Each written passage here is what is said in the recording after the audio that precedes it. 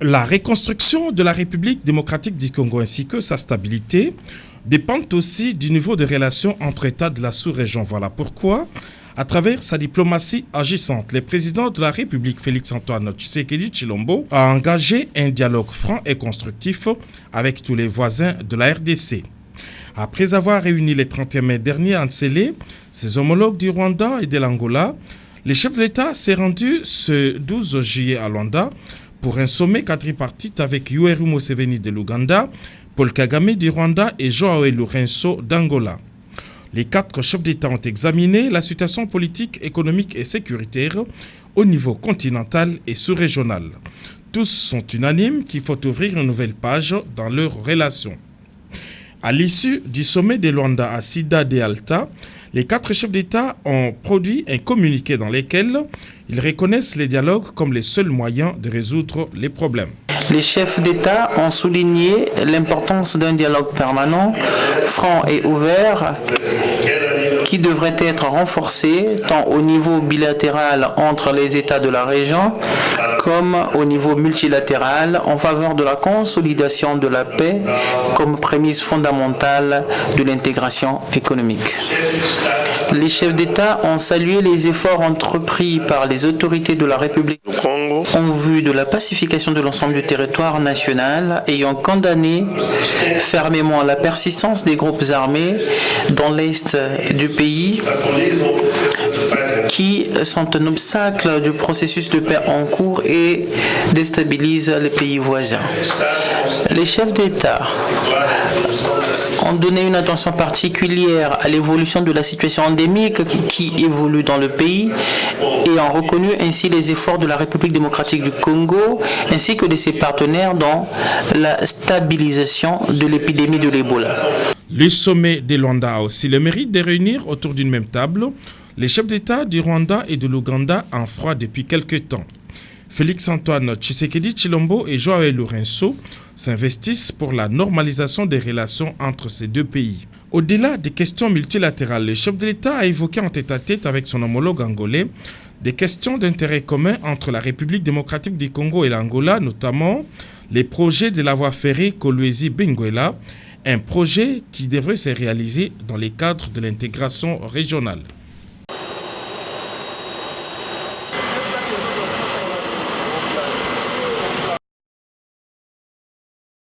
La police nationale congolaise, déterminée à en finir avec les hors-la-loi à travers les bouclages dans certaines communes de la ville de Kinshasa, porte déjà ses fruits. 121 Koulouna et 12 criminels qui sèment la terreur et la désolation ont été arrêtés et présentés au commissariat provincial de la PNC. Ces criminels, porteurs des armes blanches, notamment des machettes, s'illustrent dans les vols de voitures et motos, dans le vandalisme des coffres-forts et d'autres vont plus loin, la fabrication des vrais faux dollars américains et francs congolais. La police est donc engagée à traquer ce malfrat qui trouble l'ordre public au sein de la population quinoise. Le Premier ministre Ilunga Ilukamba ne croise pas les bras en attendant la fin des tractations cash FCC sur la formation du gouvernement, raison de cette audience accordée au gouverneur Ngobila. Le premier citoyen de la capitale congolaise a profité de ces échanges pour balayer tous les problèmes qui minent sa ville. Je suis d'abord venu présenter mes civilités au Premier ministre de la République démocratique du Congo. Nous allons profiter pour passer un peu en revue tous les maux ainsi que les problèmes qui assaillent la ville-province de Kinshasa. Il y a eu des orientations qui ont été données, que nous allons pouvoir appliquer sur terrain. Et nous espérons que dans les jours qui viennent, beaucoup de choses vont pouvoir changer. En outre, des questions liées au développement du Nord-Ubangi ont nourri l'entrevue que le Premier ministre a eue avec le gouverneur Isato Zegekoloke.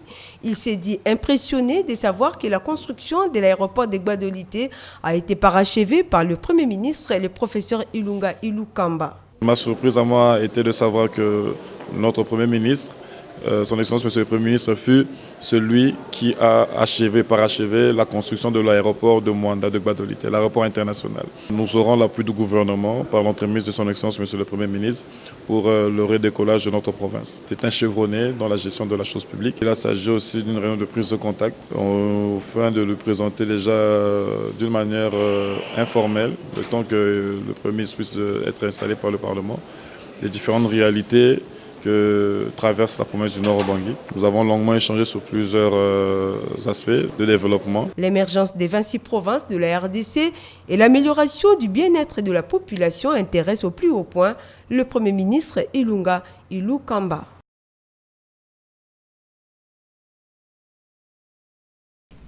La République démocratique du Congo met tout en œuvre pour la migration vers le budget programme grâce aux réformes amorcées avec l'appui du Centre Afritac FMI. C'était au cours d'une séance de travail entre le ministre d'État, ministre du budget Pierre Kangou Diambaye et la délégation du Fonds monétaire international.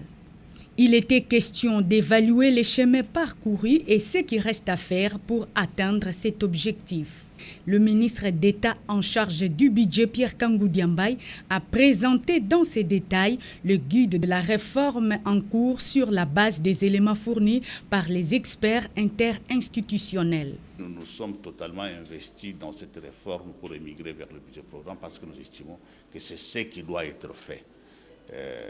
C'est même une révolution mondiale aujourd'hui. Les pays qui ont réalisé les plus grandes performances en matière de gestion de l'État n'ont pas choisi d'autre voie que celle-là.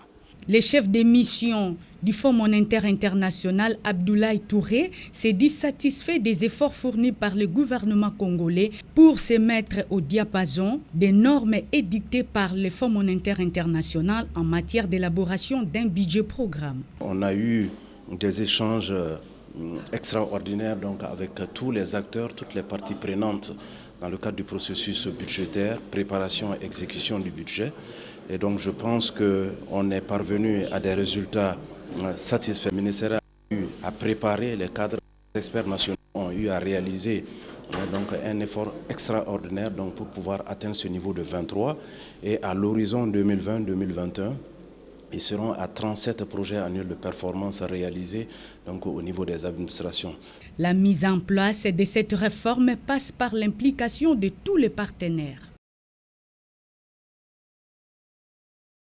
C'était un pont de tous les dangers.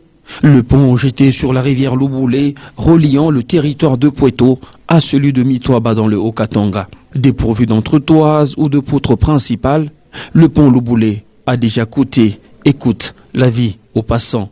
Grâce au programme d'urgence des 100 jours du chef de l'État, l'Office des routes a d'abord bravé tous les obstacles sur la route Mitoaba-Pueto, une route qui n'a de route que de nom. La brigade 601 de l'Office des routes a totalement construit un autre ouvrage qui offre sécurité et prestige à cette population enclavée qui se croyait oubliée.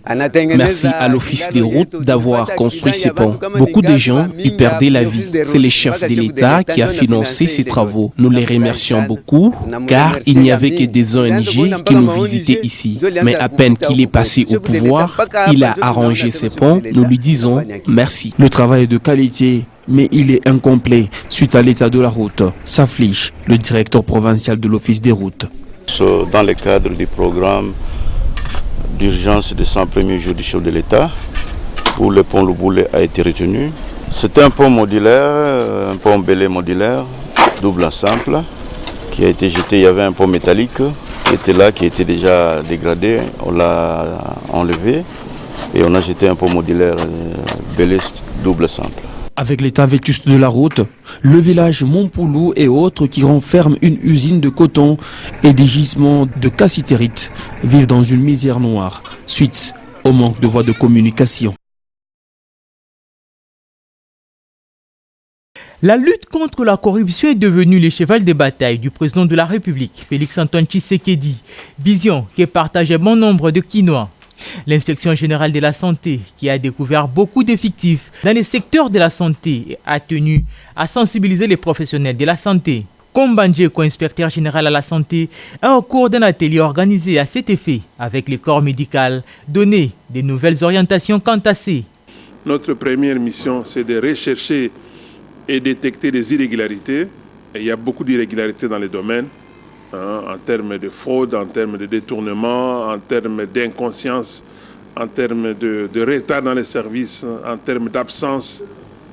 Donc, nous sommes venus pour être revitaillés, si nous pouvons le dire ainsi, afin que nous-mêmes nous prenions conscience, que nous comprenions quelles sont les valeurs qu'il faut défendre dans le système. Et s'il y a des déviations par rapport à ces valeurs-là, il faut savoir conscientiser les gens ou alors sanctionner les gens en fonction de cela. Selon Emile Moutambaï, représentant du directeur général de l'OCEP, la corruption est vue comme un mal profond pour les Congolais. Une sensibilisation sur les valeurs d'éthique et les théories des changements serait indispensable. Nous tenons à ce que cela puisse réussir. C'est pourquoi nous demandons à monsieur l'inspecteur général de la santé d'être rigoureux. Là où il n'y a pas de rigueur, rien ne peut se faire. Mais, en fin de compte, si on a un bon leadership, on va y arriver. Les changements de mentalité ne peuvent pas se mesurer en termes de temps ni de durée. Deux questions majeures. Quelles leçons la RDC a-t-elle tirées de sa participation à la conférence internationale sur la population et le développement en 1994? Et quels sont les défis à relever pour achever la tâche commencée au Caire?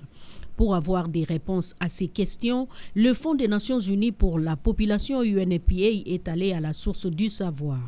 Cette conférence académique a été organisée en partenariat avec le département de démographie de l'UNIKIN. Le professeur Bernard Loututala, démographe et participant à la conférence du Caire, et le professeur Crispin Mabika, chef de département de démographie, ont démontré les liens entre la croissance démographique et la prise en compte des droits fondamentaux, notamment les droits à la santé sexuelle et reproductive. Les représentants de l'UNFPA, Dr Senen Outon, a insisté sur l'investissement dans la jeunesse afin d'atteindre la croissance inclusive en République démocratique du Congo. L'événement est de taille au regard de son importance pour la prise en charge des épileptiques. Ce centre épileptique est le premier du genre en République démocratique du Congo qui va assurer la prise en charge et le traitement des enfants et même les adultes souffrant de cette pathologie, l'épilepsie, souvent taxée à tort ou à raison de diabolique ou spirituel selon les croyances. Le bienfaiteur, c'est M. Godé Mezo, un humaniste et directeur de la société Environnement Propre en Pro, avec la collaboration de Madame Anne-Marie de l'ONG Agapé. Kimbondo, ce n'est pas l'argent, c'est le cœur qui parle. J'ai été intéressé et mon cœur a parlé, je me suis impliqué. Seuls ne seront pas, c'est une grande mission, c'est pour cela, nous aussi, par nos petits moyens physiques, matériels, nous nous impliquons. L'homme le plus heureux, en plus des malades, c'est le révérend père Hugo, responsable de l'hôpital pédiatrique et orphelinat de Kimbondo. Vous savez que la pédiatrie de Kimbondo, il y a beaucoup années. Et notre vision avec Mama Coco était toujours protéger la vie pour tous les moyens possibles. Pour nous, c'est une grande joie. Avec cet appareil qui était en don d'une personne de bonne volonté va servir beaucoup pour détecter et donner une espérance à tous les enfants malades de l'épilepsie et aussi pourquoi à les adultes. Implanté au sein de la Fondation et pédiatrie de Kimbondo de Mama Coco, ce centre épileptique a été inauguré ce vendredi 12 juillet 2019 en présence du bourgmestre adjoint de la commune de Mongafula et de plusieurs personnalités, notamment le docteur Ngoyi Patrick, médecin directeur de cet hôpital. Juste après, une visite des équipements a été effectuée. L'auditoire Michel Noro de l'Université de Kinshasa a servi de cadre à une émouvante cérémonie de vernissage de la revue Congo Challenge, volume 1 du premier numéro. La cérémonie valait son pesant d'or car plusieurs étudiants, des chercheurs et scientifiques venus des différents horizons ont répondu massivement à ces rendez-vous du savoir. Dans son mot de bienvenue, le recteur de l'université de Kinshasa, le professeur Daniel Ngoma Yanzuzi, a éclairé le monde scientifique sur le mérite de cette revue avant de souhaiter la bienvenue à ces nouveaux-nés qui certes va enrichir les annales des publications scientifiques des différentes bibliothèques. La revue Challenge, à mon avis, est une idée exceptionnelle parce qu'il n'y a pas de développement sans recherche. C'est par la recherche que viendra le développement. Intervenant pour la circonstance, le professeur Matata Pono a rappelé que l'histoire de cette revue remonte des années 2017 et d'ajouter que l'objectif ultime poursuivi par Congo Challenge est de devenir la principale revue scientifique et professionnelle en économie dans notre pays. Il est important que des questions de fonds puissent trouver des solutions adéquates. Et là, la revue Congo Challenge se veut donc un centre de réflexion et de transmission d'idées. Notons que Congo Challenge a déjà fait ses preuves car son contenu a donné des solutions aux différents chercheurs en économie qui l'ont exploité. Le rêve de Noéla Mouteoulé de voir un jour sa malformation disparaître ne tenait qu'au geste de Marie-Olive Lembe Kabila. Maman sociale a entendu le cri de détresse de la jeune fille traînant une malformation congénitale faciale depuis une quinzaine d'années à Idjoui au sud Kivu. Voilà que le destin vient de décider autrement.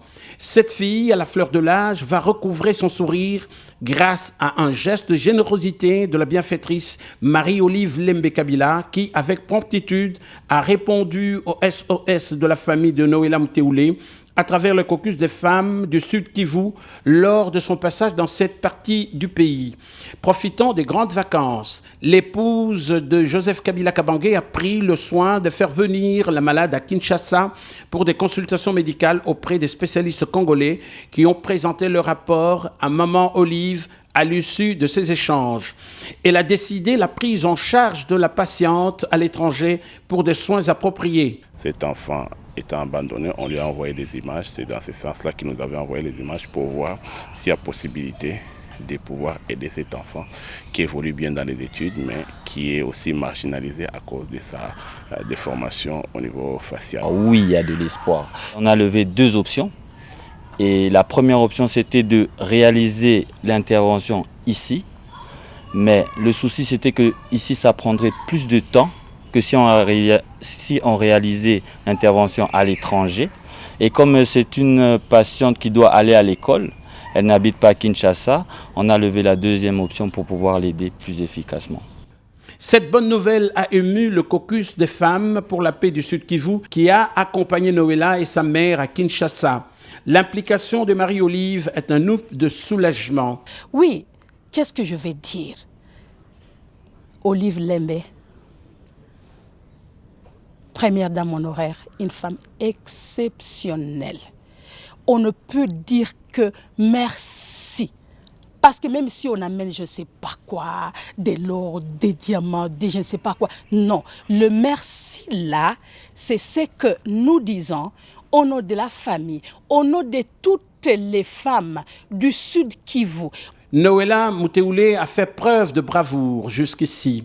Malgré sa malformation, elle a étudié normalement. Pour la bénéficiaire, Marie-Olive Lembe Kabila vient de transformer sa vie. Le sourire ne la quittera plus et l'espoir renaît pour son avenir.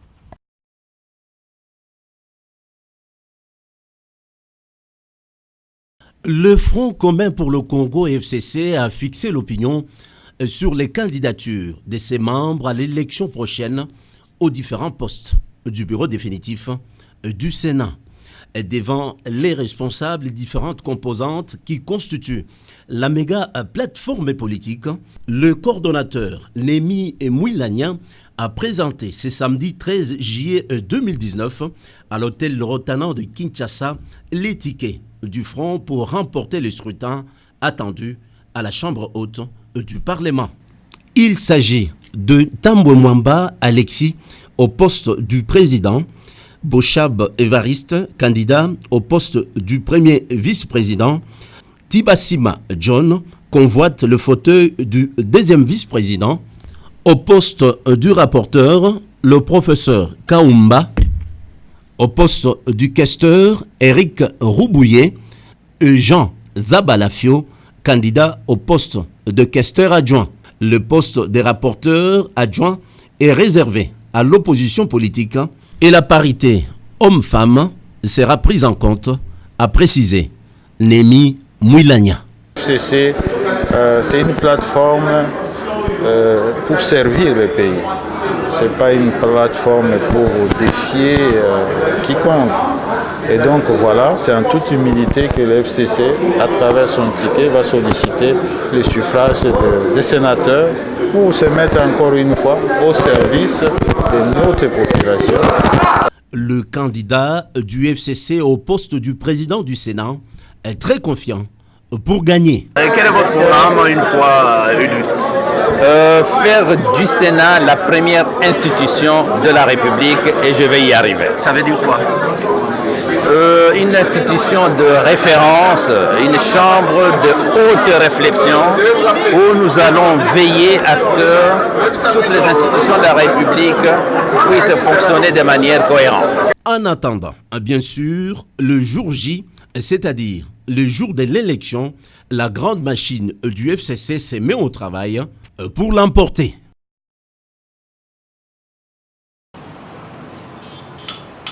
Cette matinée politique organisée au siège national du parti Courant du Futur, cher à l'honorable Nazem Nazembe, a permis aux cadres et militants d'échanger avec les membres du directoire national. Le député national et cadre du parti, l'honorable Papi Seoul Banza Kabwe, a rappelé à cette occasion la vision du Courant du Futur et de son autorité morale, l'honorable Nazem Nazembe, à savoir travailler pour le bien-être du peuple congolais, d'où le slogan « Les Congo d'abord ». Complété dans son intervention par le secrétaire général du parti, Claude Rombo Lumba Sokou, l'honorable Papi Seoul Banza Kabwe a annoncé le soutien de son parti à la candidature de l'honorable Alexis Tambwe Mwamba au perchoir du Sénat. Courant du futur na cadre pe ADI biso nyonso to pesi le bobo na biso bobo na sénateur to bengi Alexis Tambwe Mwamba. Le Courant du Futur soutient la candidature d'Alexis Tambwe Mwamba. Nous nous associons à la vision de Joseph Kabila Kabange, notre autorité morale.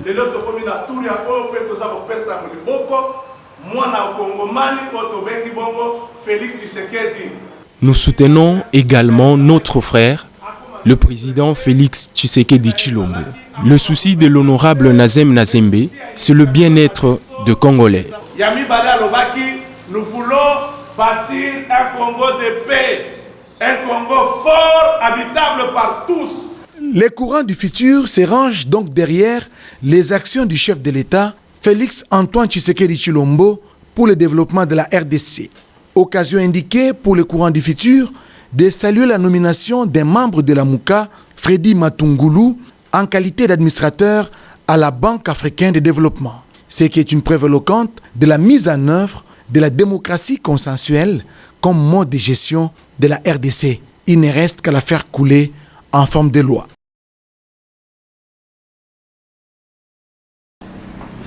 Après avoir reçu le rapport concernant la crise qui sévit actuellement au sein du regroupement AFDCA, le bureau politique du Parti travailliste a pris acte du fait que, pour des raisons de positionnement politique de certains sociétaires du regroupement, tous les membres de l'AFDCA ne partagent plus une même ligne politique. Si certains ont quitté le Front commun pour le Congo, le bureau politique du parti a, après débat et délibération, réaffirmé l'appartenance du PT à l'AFDCA et au Front commun pour le Congo. Par la même occasion, le PT a renouvelé sa loyauté à son Excellence Joseph Kabila Kabange, autorité morale de notre famille politique, du partage des responsabilités dans le FCC. Dans le regroupement politique AFDCA, le Parti travailliste est la deuxième force politique en termes du nombre d'élus après l'AFDC. Le bureau politique du parti demande instamment à la coordination du Front commun pour le Congo de tenir compte de cette réalité dans le partage des responsabilités quant aux quotas revenant à notre regroupement. La corruption est la gangrène de notre société. Le président de la République, Félix-Antoine Tshisekedi Tshilombo, a fait de la lutte contre ce fléau une priorité nationale. Pour réussir cette lutte, chacun en ce qui le concerne devra agir. Parmi ceux qui veulent accompagner le président de la République, chef de l'État, dans ce combat de longue haleine, il y a le docteur Jean-Pierre Moukadi Kankou, président du mouvement Debout Congolais. Dans un point de presse organisé par lui dans la salle Marini Bodo de l'Université protestante au Congo, cet acteur politique très proche de l'UDPS a énuméré certains faits visibles qui témoignent de la corruption du système général du pays. Dans tous les secteurs, la corruption a élu domicile et trouve malheureusement preneur, même dans certains hauts lieux de la République. La responsabilité du citoyen est ici sollicitée pour que ce frein au développement qu'est la corruption soit éradiqué. Dans cette sale entreprise, il y a un corrupteur et un corrompu. Il faut donc agir sur les deux en interpellant leur conscience patriotique. L'imbroglio politico-juridique qui a caractérisé les contentieux électoraux a fini par convaincre même les plus optimistes de la nécessité de la réforme de notre justice en premier, pense le docteur Jean-Pierre Kankou Moukadi, président du parti politique Mouvement Debout Congolais. Samedi 13 juillet, dans l'enceinte de la foire internationale de Kinshasa, les cellules de base coup sur coup pour la ville de Kinshasa ont effectué leur entrée politique avec fracas, initiée par Emmanuel Ramazani Shadari, à l'époque secrétaire général adjoint du PPRD en 2015 et actuel secrétaire permanent du parti de Joseph Kabila. Ces organes statutaires de base, dont le coordonnateur national est Maître Mathieu Kitanga, ont fait vibrer le pavillon 22 de la foire internationale de Kinshasa. L'occasion fort belle pour le coordonnateur Mathieu Kitanga de présenter les animateurs des cellules de base, coup sur coup, au niveau provincial et communal. C'était en présence de plusieurs invités, parmi lesquels quelques hauts cadres du parti et les membres du cabinet du secrétaire permanent, Emmanuel Ramazani Shadari. Maître Mathieu Kitanga explique les contours de cette rencontre. Une immense foule de militants venus des 4 districts de la capitale que le très vaste pavillon 22 de la foire internationale de Kinshasa a dû peiner à contenir. Des militants en liesse ont scandé des chants à la gloire du PPRD, parti majoritaire au Parlement congolais, à la gloire de son président national Joseph Kabila et à son secrétaire permanent Emmanuel Ramazani Shadari.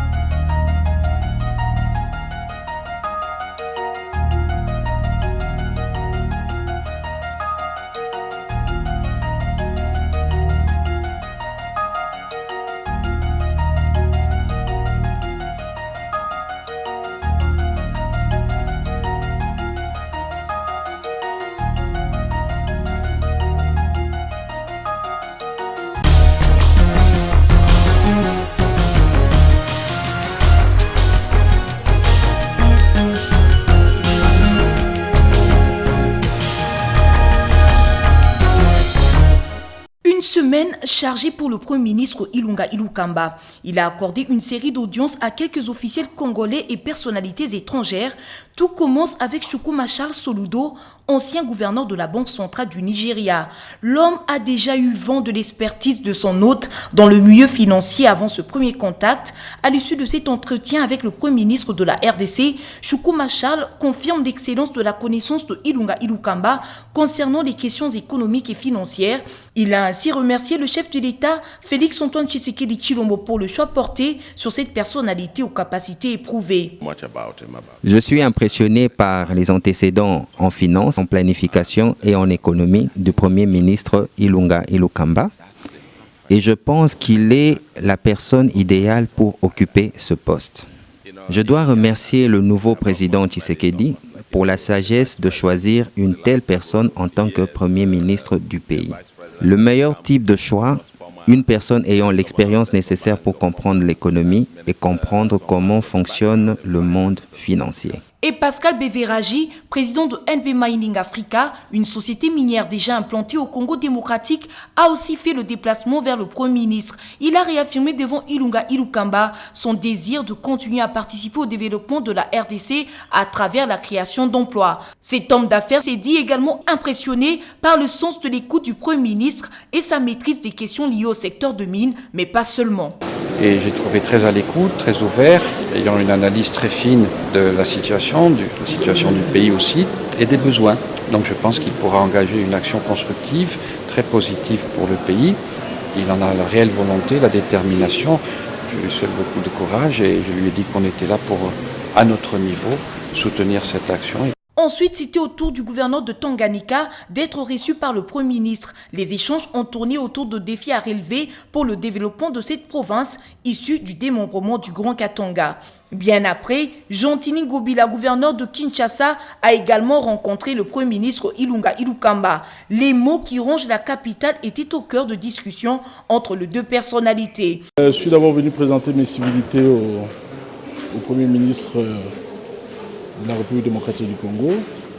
Nous allons profiter pour passer un peu en revue tous les maux ainsi que les problèmes qui assaillent la ville-province de Kinshasa.